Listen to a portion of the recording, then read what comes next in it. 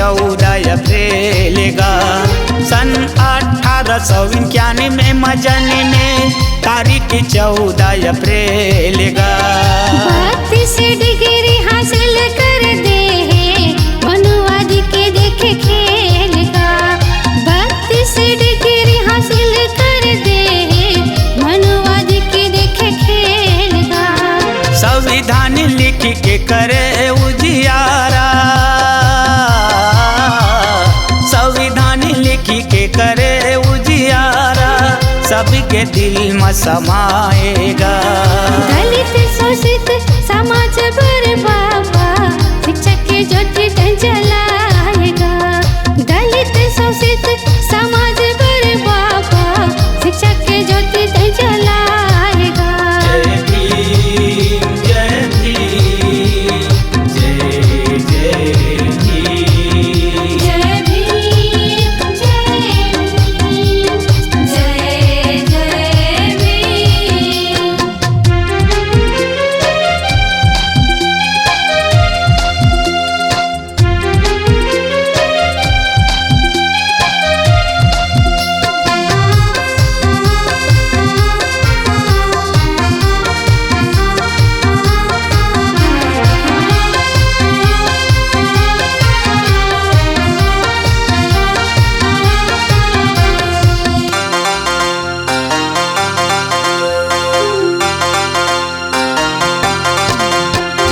भीमा बाई सके पाल तोर माता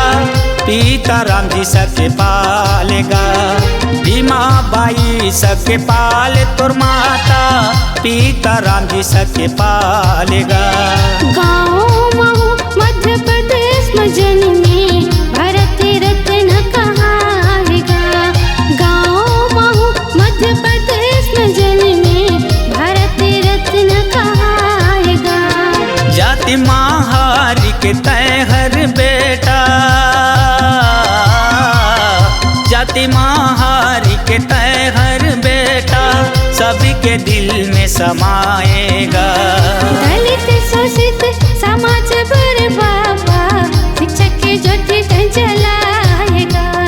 दलित शोषित समाज पर बाबा शिक्षक के ज्योति जलाएगा जय भीम जय भीम जय जय भीम जय भीम जय जय भीम बाबा तोर नाम के जयकारा बाबा तोर नाम के जयकारा दुनिया भर बुलावेगा दलित शोषित समाज पर बाबा शिक्षक के ज्योति